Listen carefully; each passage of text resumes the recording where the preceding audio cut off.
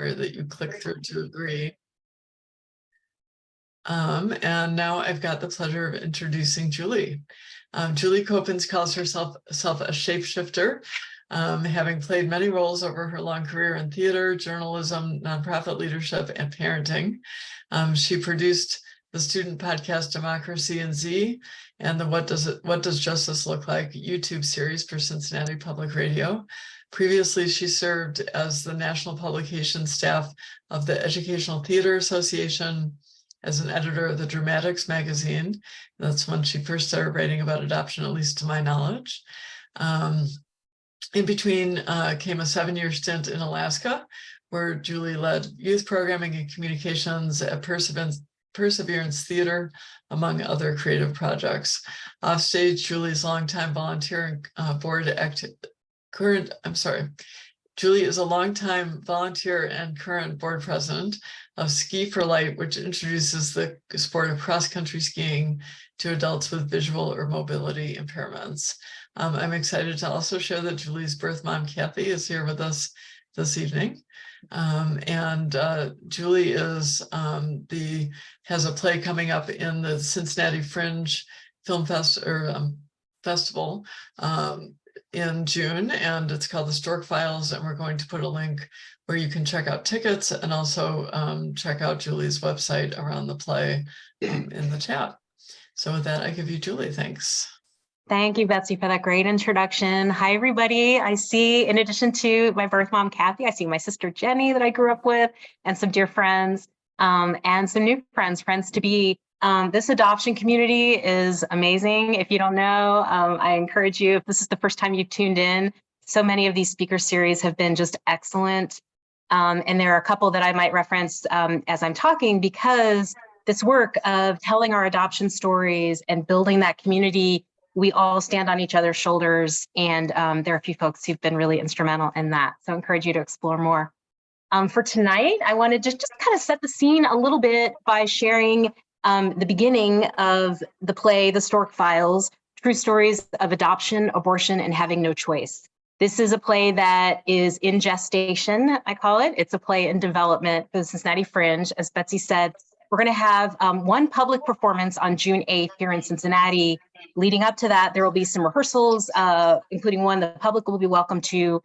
And I'm drawing on a lot of community input. We're going to have a Sew and Tell workshop on June 4th. So I'll share more about how you can be involved in all that. But just to kind of set the scene of the show, because it also gives a little bit of a look into my own adoption story and how I became interested in this topic as a journalist, as a theater maker, and just as a person. So just to let you know, if you come to see the STORK Files, you'll come into the theater, and the only thing that you'll see on stage is a 4-drawer file cabinet, one of those old 1970 models, clunky metal 4-drawer file cabinet. It's going to be padlocked and chained. The beginning of the show, the actor who represents me, there are actually 4 actors in the show. I don't appear in the show, I don't think, unless that changes. The actor who's representing me comes on stage with a key, opens the file cabinet, and of course my dog chose this moment to start making noise. He'll settle down in just a second. There he goes. Okay.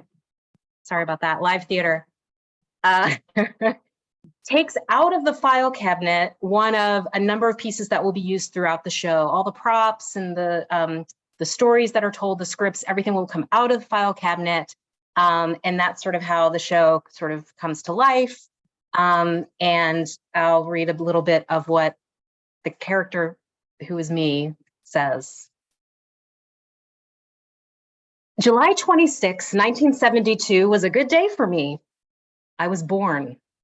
But for a young couple in Cincinnati living in an uncle's basement, trying to get through college while scratching together enough for a place of their own, it was not a good day. Kathy and Larry weren't ready to be parents, and even if they were, the 6-pound Stork Express arrived way too soon after the wedding. Back then, especially for good Catholic girls, pregnancy before marriage was an unspeakable sin unless you were the Virgin Mary, a public shame families did everything they could to avoid. It was a time when a lot of young people were having sex, but not a lot of them were getting science-based sex education, birth control, or the kind of support from parents that most young Americans today take for granted. This was also before Roe v. Wade, the 1973 Supreme Court decision that made abortion legal, though not necessarily available or affordable in all 50 states, until it wasn't again. More on that later. So each year, thousands of women and girls hid away or were sent to maternity homes to have their babies and hand them off to families that the unwed mothers were told would take better care of them, give them rich, respectable lives their birth parents could not. Starting with a new and improved birth certificate. Here's mine. Mother, Joan Schaefer York, age 37. Father, John Lee York, age 36. Hamilton County, blah, blah, blah. Seems legit, right? A fiction. My actual origin story was locked away alongside thousands of others, our birth records permanently sealed, supposedly for our own good. This is how they still do things, by the way, in a lot of adoptions with birth certificates. Like, we won't know who our real families are, won't be able to recognize the parents who take us in and who raise us and who make us take piano lessons and play softball and who send us to college. Somehow we'll have all this unhealthy confusion around all that unless the state lies to us about the bodies we came out of. For 43 years, Kathy and Larry were the only people who knew my true history. They never told anyone they'd had a child that summer and given her up for adoption, not their own families, not their closest friends, not the sons they subsequently raised together, my two younger brothers, nor the partners they married later after finally splitting up. They never talked about it, even between themselves. I was an absolute secret until I found them. But let's go back to the summer of 1972. It was a different time. Nixon was president, though the Watergate scandal was heating up. We were at war in Vietnam. The Godfather reigned at the box office. Grease opened on Broadway. Some dudes at a California startup called Atari were creating the world's first video game. Who remembers that? I don't remember what that was. Pong, right? Here in Cincinnati, we had Mayor Tom Lucan and the Big Red Machine. Kings Island opened its gates, while downtown the streetcar rolled up its tracks for a while. But it was clear that our city's future was in the suburbs, where nice white families like mine could tend their lawns in peace and shop at gleaming retail Xanadu's like Northgate Mall. Now, Northgate opened in September 1972, and my adoption happened in August. So there's no way the scene you're about to see could have taken place precisely as scripted. But here at the Stork Files, we strive for a greater truth. Maybe it was Western Hills Plaza, which opened earlier and definitely had its own wig department. Maybe I've taken liberty with certain other minor details, family names, and so on, because I trust you to understand that journalism and playwriting are two different things. And tonight, as a playwright, I can assure you that everything presented on this stage is, where it counts, 100% absolutely true. That's the introduction. The first scene takes place in that department store in Northgate McAlpin's in 1972. My adoptive mother, Joan, this is very much based on a true family story. She got the call. There's a whole lot of way too long of a story to go into, but basically she didn't know I was coming. The adoption, I was actually, I like to joke that I was an accident twice. So the story was, my parents applied to be adoptive parents, actually after having 2 children, and then it just never happened. They just kind of lost the thread. And then they ended up having my brother Guy. And then 4 years later, she gets a random call from Catholic Social Services saying, we have your baby, you can pick her up at noon tomorrow and bring something to bring her home in. But my mother was in such shock, how do you cancel a baby? This is not what we want, we're done. We gave away all the stuff. We don't have a crib, what's happening? She didn't register what the gender was. So she went to McAlpin's and picked out a layette and didn't know what to get. So she got green. And we kind of joke about the puke green layette. And then on the same shopping trip, she also picked out a new wig for herself. Why a wig? We'll never know, but she just needed a new look. It was a heavy time. So the first scene, a character kind of loosely based on my adoptive mother, Joan, is shopping for a wig in the wig department. There's PA announcements, there's references to kind of the fetishization of weddings and all the things that go along with it and kind of the culture of the time. And she gets a snazzy new hairdo and learns in the process of this conversation that the girl who's helping her has her own history of adoption on the other side. So that's an encounter that is loosely based on truth. Then from that scene, we segue to the present day again. The actor who's playing me has a conversation with who else but the stork, this mythological explanation for all of these uncomfortable, ugly, bloody realities of childbirth that we as a society are not hip to get into. So we've concocted this very clean, very glorious kind of avian fantasy of where babies come from. We have a little conversation about that and how that's a kind of erasure of the real story of birth and of what mothering really is and why have we held on to that. Some questions raised. There's a scene that takes place in the summer of 22 when Roe v. Wade is overturned. The character who is playing me is now taking care of her elderly mother. This is my adoptive mother, Joan, again, and having some conversations around that, and some more revelations occur. And in the midst of all these scenes, there's a song called The Birthday Fairy that refers to something that I learned about my birth mom, Kathy. Shortly after we met, I learned that she's been spending years volunteering for the DCCH, the Children's Home in Northern Kentucky. Whenever one of the children who's in residence there, these are children in transition and foster care who are maybe waiting to be adopted. Some of them are orphans. Whenever they have a birthday, she goes out and buys a cake and a card and a present and anonymously gifts these children a birthday. And when I learned that about Kathy, it occurred to me that July 26, 1972, which I mentioned at the very beginning, that was always a happy day for me and for my family, but it was a secret sad day for Kathy and something that she could never talk about. And so I wanted to capture that in a song that celebrates the beautiful turnaround that she made of that life experience. So that's what the STORK Files is right now. Who knows what it will be in a few weeks after we've rehearsed it and workshopped it and heard feedback. And after the performance, I expect it will continue to grow and live like a real baby. It will surprise us, and I'm hoping it will become a community gathering place for people to share their true stories. Something that has happened since I wrote that initial magazine article, and that appeared in Dramatics, and it talks about adoption as a recurring theme in theater and film and television. Something that's happened since then is we've had this huge, I would say, cataclysmic change in our reproductive rights landscape, and are now in a state of very much a state of chaos for a lot of people, and changes from state to state. Today, I saw a map that showed over the last 6 months, it's a color-coded map of each state, where reproductive rights, abortion access stands in each state. And over the 6-month period, all the colors just kept changing. And so it's a very confused time. It's a very politically polarized time, very emotionally charged time. And the loudest voices that we've been hearing in this debate, I'm going to steal my dog's bowl.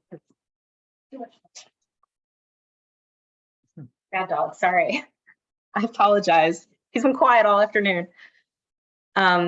Amidst all of these loud voices that are clamoring on these absolute pro-life, pro-choice, this and that, my sense is that the voices of the people who are really affected by these changes and who will be affected, the people without resources to have choice, the people whose choices are being constricted by time and distance and circumstance and financial resources, those voices are not being heard. And that's not me. I'm a person with resources. I'm a person with privilege. But I'm hoping that by telling my story, I'm opening the door.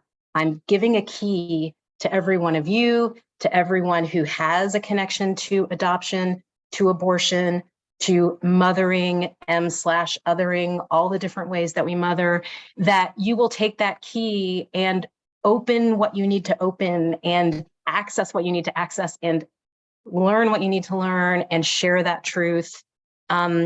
I fear we're going back to a time that was captured so beautifully and amazingly by Ann Fessler and her book, The Girls Who Went Away, and the documentary, A Girl Like Her, which I strongly recommend you seek out. She also gave one of these talks about a year ago, and I just listened to it again today. She talks about this era, this baby scoop era of the 1950s, 60s, and early 70s, when shame and silence and, we have politicians saying what they say, but so much of this women's history was just completely underground, unheard, unseen, untold. And that's still very much the case. Unless you live in the adoption world, unless you read those books or talk to those people or show up at talks like this, it's still very much a history that's been erased and hidden. And I think that's something that is such a common theme in adoption in general. When we look at how adoption shows up in film and theater and in our culture in general, we see the child. Think of all the iconic characters who were raised by someone other than their natural parents, their biological parents. When I was in 3rd grade, my first big performance, I was in the talent show. I sang the song Tomorrow from Annie, Little Orphan Annie, adopted by a millionaire, Daddy Warbucks, lucky girl. I had pretty much the same amazing good fortune being adopted by the York family. My siblings were incredible. They basically raised me. I feel like I was very much raised more by my siblings than my parents, who were tired and done by the time I came around. It's a very happy story. Like I said, I was lucky. I won the lottery. But for every joyful story, every happy ending like Annie's, there's this other side that either doesn't get told at all or is kind of, put down and muffled. And it's the story of tragedy, of loss, of trauma, of heartbreak, of this the truth. So thinking too, so some other iconic characters, even Harry Potter, grows up under the stairs. Jesus Christ had an adoptive father, St. Joe. One of my friends is a theater critic in New York City and also a playwright. He wrote this is David Coate. He wrote a beautiful play called St. Joe, where we hear his story as an adoptive father who really is kind of out of the loop in this whole story. Going way back to the Greek dramatist, the iconic character of Oedipus Rex. This is someone who is given a prophecy that he will somehow murder his father and marry his mother and have an incestuous marriage. And of course, doesn't want that to happen. So he does everything he can to avoid it, ends up fulfilling the prophecy because no one ever told him the truth of his birth, his identity. He was adopted. And he never knew. And that is the tragedy of Oedipus. So going way back to the beginning of drama, we focus on the child. The adoptive parents tend to have starring roles, but the birth parents tend to kind of disappear. And I think that's nested in the same misogyny that gave us the stork. It's nested in the same misogyny that led to the baby scoop era to begin with. And something that I'm really hoping to disrupt with the STORK Files, and not to come out with necessarily any political position, except that, truth is better than lies. And these changes that are happening have consequences. Some of them may be intended by the people behind these changes, but there are many unintended consequences, which we're living with now. And the people with the least ability and resource to roll with those changes are suffering the most. So it's a really important time. The play, I use humor a lot as kind of a way to get at tough things. So there's a lot of funny moments in the play, like the wig shopping, even a scene that happens later on where the character who represents me is taking care of her mother, her adoptive mother, who's near the end of her life and living with dementia. Very heavy, but it's also really funny. They have some disputes of what actually happened and disputes of memory. And that definitely comes into play with adoption as well. I guess the other thing I'll say too, looking at the kind of the big picture of adoption as a recurring theme in theater and film and drama, I'm sure you all have your favorites too. There's a lot of Shakespeare, a lot of twins separated at birth, all of that. But a theme that this idea of identity, of knowing who we are. And that is something that is, you know, it's literally our birthright.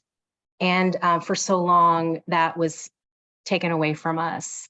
I had the opportunity to access my original birth certificate thanks to the efforts of Adoption Network Cleveland and other advocacy organizations that saw how important it was for adoptees to be able to access that information. So thanks to them, I was able to locate my birth family. I reached out to them, and despite all the secrecy that they had been kind of socially conditioned to maintain around my relinquishment, they immediately, I would say almost immediately, let that go and came out with such courage to their families. And I had this experience in 2015, 2016 of being embraced by these new families that I had this connection to in a way that was really beautiful and loving. I know that's not always the experience. These reunions can be difficult, but as someone said to me, I think maybe it was Betsy, you know, it's not about the happy ending. It's not about the sunshine and rainbows. There's such an emphasis in our culture on, yeah, the good news, the pink and the blue and the fuzzy, the warm and fuzzy. These new relationships that we navigate are so complicated, and they change over these years that I've known Kathy now.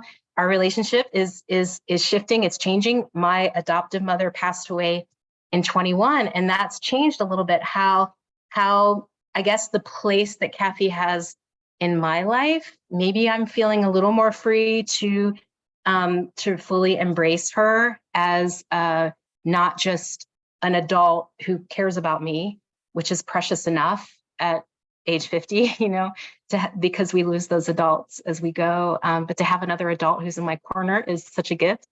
But she's absolutely more than that. And we're going to have a big girl sleepover tomorrow night just for the heck of it. We're going to hang out. And what a gift. I just am so blessed that she's in my life. I also have a great relationship with my birth father who lives in California. One of the funny things I'll share, when we first met, he designs theme parks for a living. He's very talented, an amazing designer.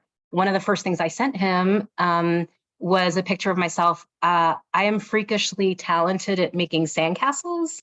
It's one of my many unmarketable skills. And I sent him a picture of one of my sandcastles, and he looked at it and he's like, yep, you're my daughter.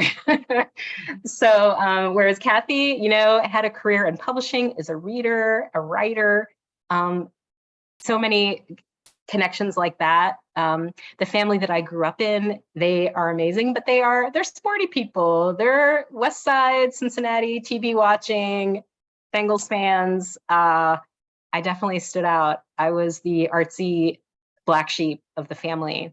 But I will tell you, I expect to see a lot of them at the show because they love me and they support me. So yeah, happy ending. Yeah. There are some scenes that I'm still working on for the play, and I don't know that I'll be able to finish them in time for this performance. I'll share one. The night that my son was born, I had this experience. I had given birth. It was a big deal. My husband, then Brian, Seth's dad, was exhausted also. And I said, go home, we'll be fine. I was in the hospital, sitting in a rocking chair with my baby son. And I had this series of almost nuclear bomb revelations in that moment of just absolute exhaustion and emotion of having given birth, having survived it, and now holding this baby. One of those insights was, I can do this. I can be a mother. I'm fine. I am everything this baby needs. That was one. The next was, it's you and me, babe. Like, ultimately, it's you and me. Everyone else, I'm going to have help. I'm going to have support, but it's you and me. Then I had a question, which was, who held me the night I was born? I hadn't met Kathy then. I didn't know. Was she able to see me when I was born? Was she able to hold me? Was I in a bassinet? Did a nun maybe hold me? Maybe there was a sweet nun in the orphanage who liked my big brown eyes and held me. I will never know. I don't know. But I was holding my son, and I can tell him now that he's 18, that on his first night on this earth, I was holding him. And then my last question that just kind of exploded in my head on that night was, who held her? Who held my mom, my birth mom? I just had this feeling of, holy crap, maybe she was alone. And I just couldn't process that. I just thought in that moment, I made the decision. I hadn't done any searching really. I just wasn't even that curious other than health information. I didn't really need to know who these people were. In that moment, I had to know who she was, and I had to tell her that I was okay and that I love her, I honor her. I endeavor every day to be a mother with her courage and her fearlessness and her faith. And the fact that I've been able to do that with Kathy is such an incredible gift. And don't know that I can ever repay that. So that's a scene that I haven't written yet, but it helps me to talk it through with all you fine people. So thank you. Maybe I'll get it. Maybe I'll get it out somehow. I don't know. Maybe it's a song. We'll see. But that's kind of where things are going with that. So yeah. That year that I had my reunion with Kathy, I was working at Dramatics Magazine. I was seeing a lot of theater, and it was one of those things that if you're an adoptee, you'll understand this, or if you have an adoption in your family, you see adoption everywhere. And I happened to see a number of theater productions that directly referenced adoption. And I encourage, a lot of them are available online, you can see. I really encourage you to seek them out because every story is so unique and idiosyncratic. I mean, whose other mom went out and got a wig the night before picking me up at the adoption agency? Like, that's just crazy. But there are these stories that are so crazy, they have to be true and they're so authentic. But in their uniqueness, in their idiosyncrasies, they reflect universal truths and themes. So I really encourage you to seek them out. A few that I'll just mention here. I talked about Ann Fessler's book and documentary, A Girl Like Her. Highly recommend. Suzanne Bachner, The Good Adoptee. She was a speaker here recently. Go look up her talk. It's outstanding. Her play talks about just the burden that we have as adoptees to, not take up too much space. Don't question things too much. Don't be too curious about our origins, our families of origin, because that might offend our adoptive parents. It might threaten our siblings. I never had that kind of pressure. My siblings and adoptive parents have been amazing through all of this. They've supported me. But I know, again, that is not always the case. But Suzanne talks about her search and the pressure of being a good adoptee while knowing who the heck you are. There's also a great play, Sarah Elizabeth Greer's Biohazard, talks about reunioning with her birth mother, who's this crazy lady, just this crazy idiosyncratic, and they have so many points of connection, and then everything just kind of implodes. It's just like too much, too soon, too crazy. So just the ups and downs, the roller coaster of the adoption reunion experience, really well done.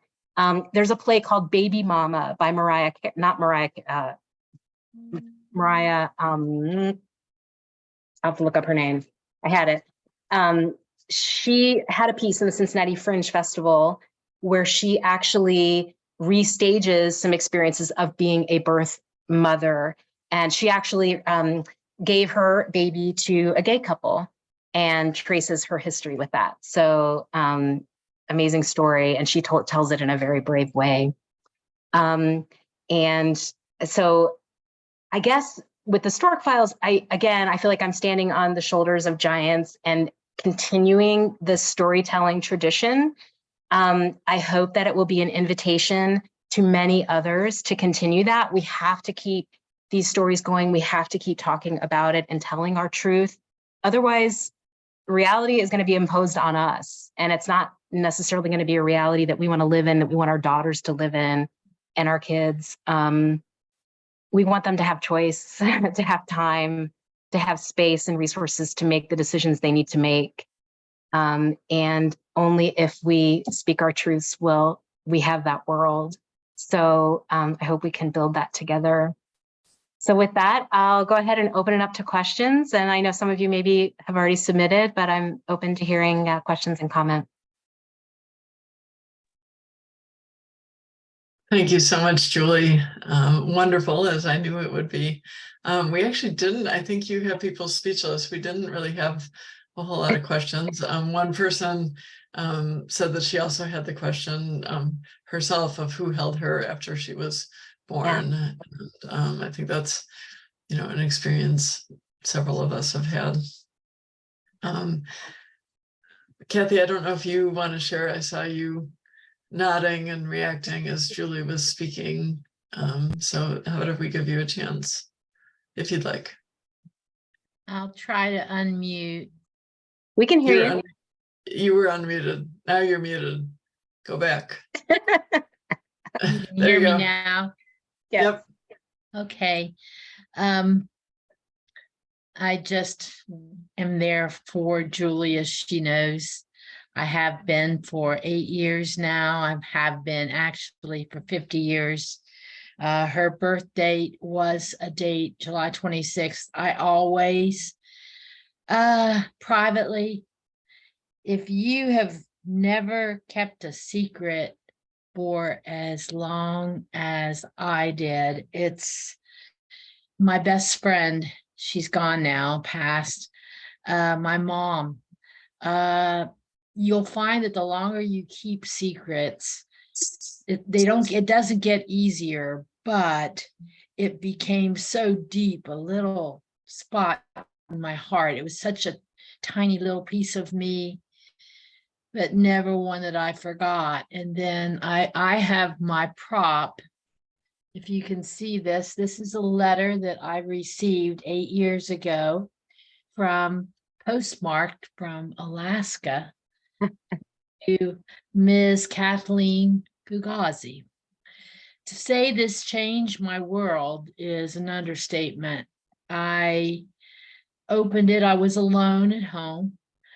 I had never told, as Julie told you, I had never told my second husband. I had never told anyone. And this letter introduces my daughter to me.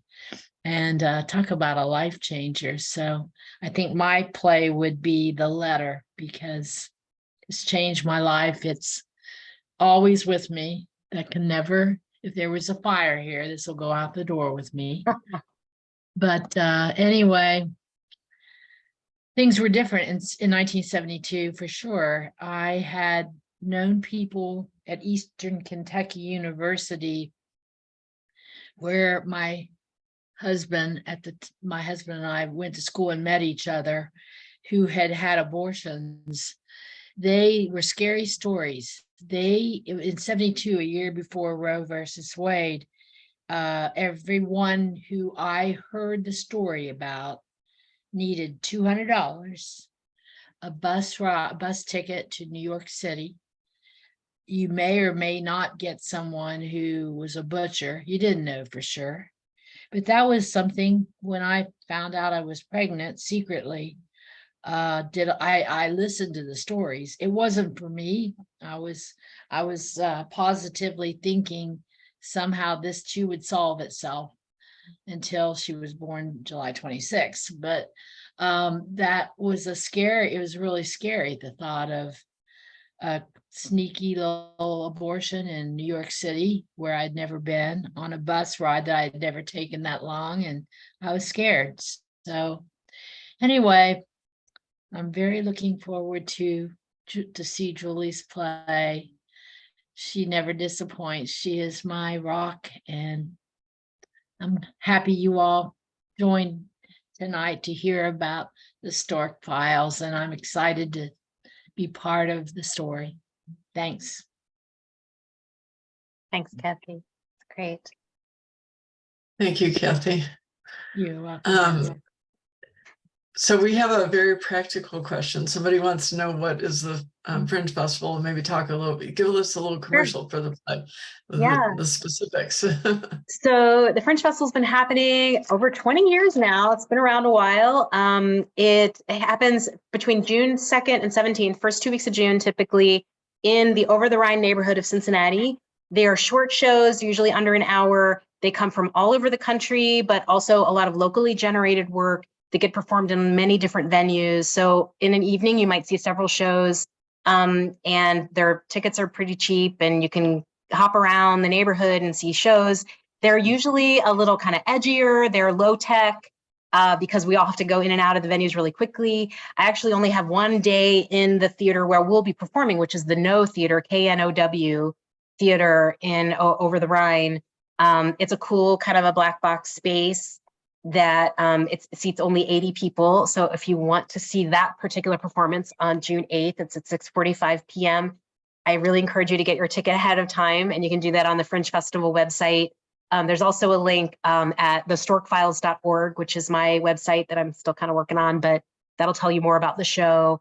But the one really cool thing they do with the Fringe every year, and they've started maybe the last few years, they have what they call the development series, which is designed for pieces that are works in progress.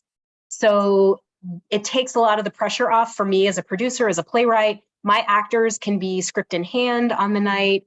It can be very informal. If we mess up, oh, that scene wasn't supposed to be there. Well, let's go back. You know, it's okay. It's because it's a piece in development. It's a piece in gestation, I like to say. So so that's my part. I have never had a play in the Cincinnati Fringe Festival. I've always been in the audience. And for a number of years, I was actually one of the reviewers for City Beat, our local alternative weekly. So I've been on that side of things as a critic, but this is my first time producing.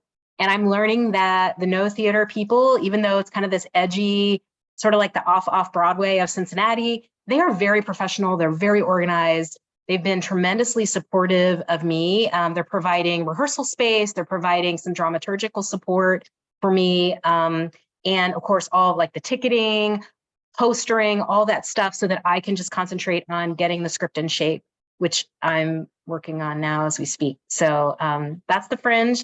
It's really fun. It's a great, if you want to come down for a weekend, see some shows, I highly recommend it.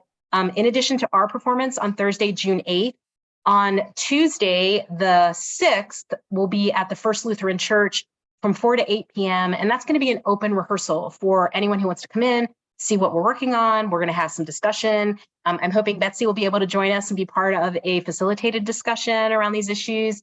That's going to be really cool. We're also going to be doing a workshop. I mentioned the Sew and Tell workshop on Sunday, June 4th. So that'll be a chance. We're crafting, this is a little, stay with me, it's a little random, but it's kind of cool. We're making hot water bottle cozies. So if you've ever had, you know, menstrual cramps or backache, you know, these hot water bottles, they're really nice to take to bed with you. There's sort of there's symbolism around the water bottle. It, you know, suggests a uterus. When you empty it, it is kind of like when your water breaks. It just has a lot of symbolism wrapped up in that water bottle. And we're making unique cozy covers for the hot water bottles, which will be part of a display. So when you come to see the Stork Files, it'll be a gallery display in the lobby. We're calling it Message on a Bottle. And some of the water bottles have messages relating to reproductive rights. Some of them are more just sort of cozy reflections of what, you know, what child rearing or motherhood means to us. Maybe remembering a child that you've lost, but with the cover color that you've made. So that's going to be happening around on Sunday, the 4th, and we'll be telling stories around that. So lots of opportunity to get involved. I also have a website, thestorkfiles.org, that has a comment feature where you can message me. I'm going to be collecting additional stories. All around the theater, we'll have little kind of quotations on files that will be posted around the space, and people can put Post-its with their comments. Maybe this is exactly what happened to me, or, oh my gosh, I never thought of that. So I'm hoping it'll be very much a fruitful community dialogue. Thank you. Yeah, I was going to ask you to talk a little bit more about the storkfiles.org. Is there anything else you'd like to say? I guess that's it. So yeah, so there were links. You can read about the cast, the actors who are in the show.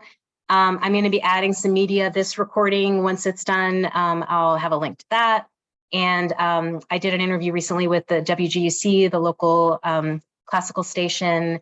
Elaine Deal did a lovely interview with me, and I'll link that. So it'll be kind of one-stop shopping to engage with the themes around the show and to learn more. One other organization that I've connected with, in addition to Adoption Network Cleveland, well, two I'll mention.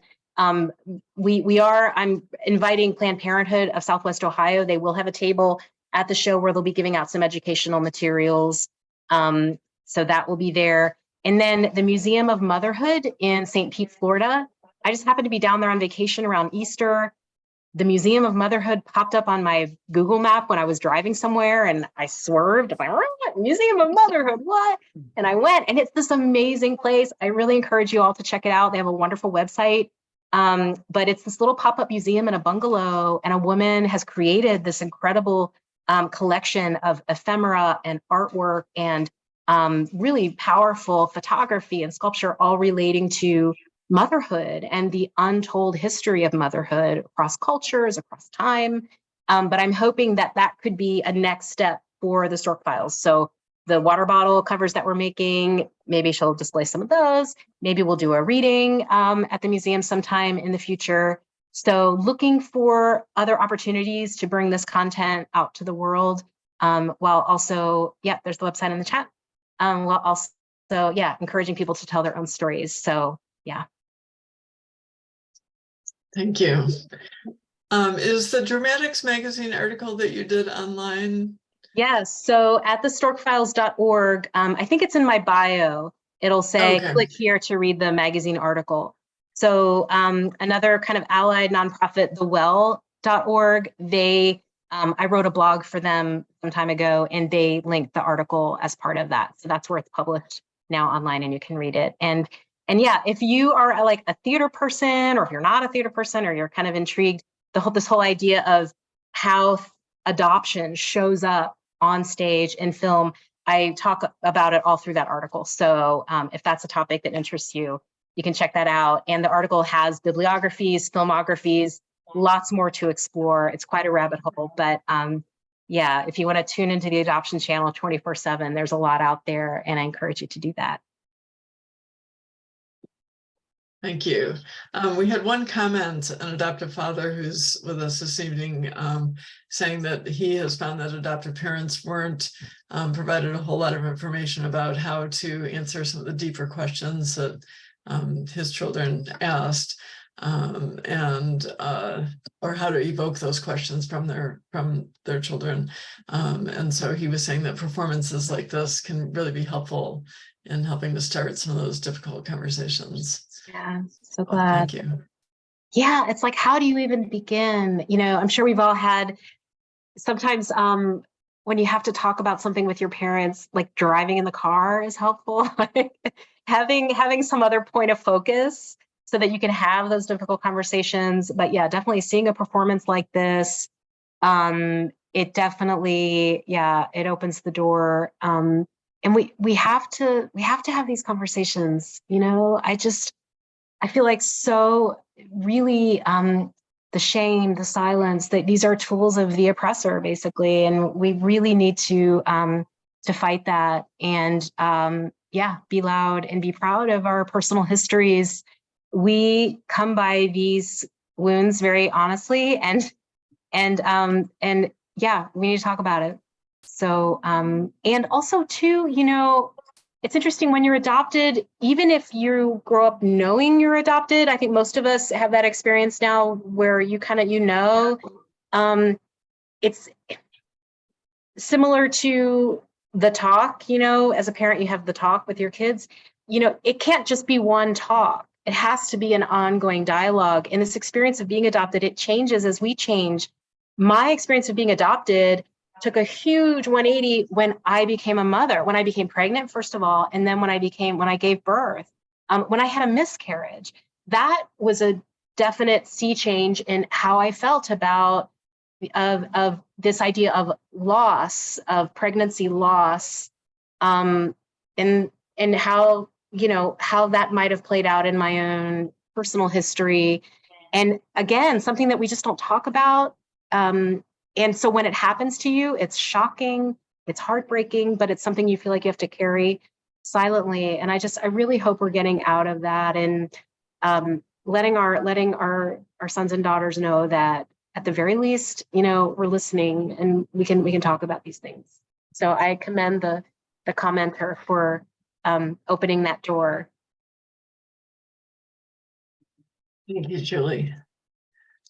We have a couple more minutes, but I'm going to go ahead and we do ask people attending to give us their thoughts on just a very brief questionnaire. So I'm going to put that link in the chat so that you can take a look at that. We do have time for one or two more questions before we wrap up. I see a hand. Lars?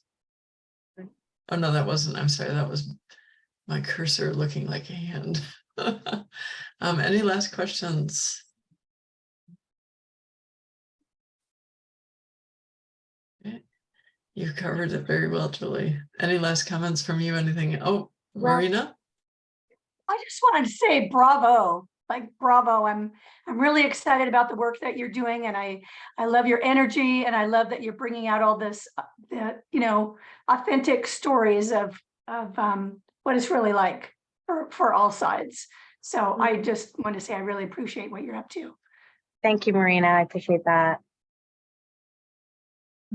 Thanks. I find it so exciting to see these stories, you know, more and more in the mainstream, and, you know, to think that you'll have an audience of 80 people, some of them there because they know you or know the story, others just because it was what they chose to go to that hour in the Fringe Festival. And you're educating lots of people, and, you know, once it goes out online afterwards as well. And I hope this show has a long life, you know, beyond the Fringe Festival too. Thank you. I will say, you know, something we learn as parents is that our children never turn out how we think. And so I'm taking that same faith and understanding into the STORK Files. It's going to be what it wants to be. And I say, bring it on. I welcome it. And if there aren't any other questions, I thought I might end with the same way that I ended the magazine article, which is a poem from Walt Whitman that it just captures a lot of kind of what's in my heart around this. Maybe we'll end with that since we have time. Just check. Okay, good. Okay.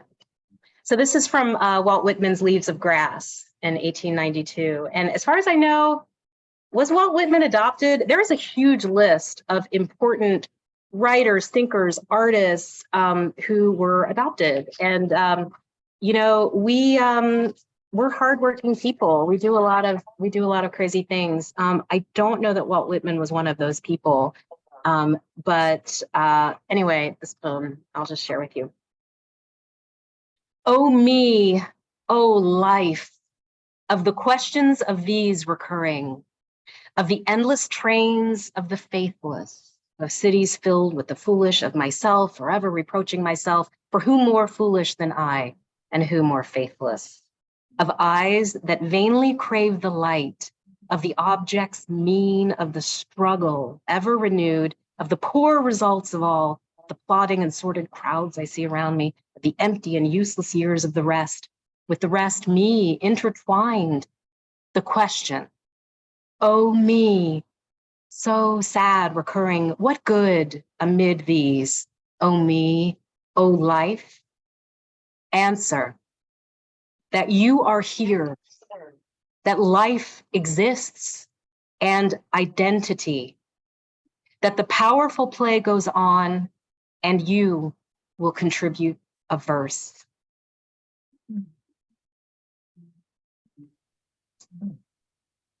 Thank you, Julie. That's beautiful. Thank you, everybody, for listening. I so appreciate you, and I hope to see a lot of you at the show. Well, thank you. As we wrap up, I put a couple links if people want to see upcoming programs, or if you're interested in search and reunion, or more general open discussion on these topics. Everybody is welcome. These are all programs that are online, and you don't have to be in Cleveland to take part, or even in Ohio.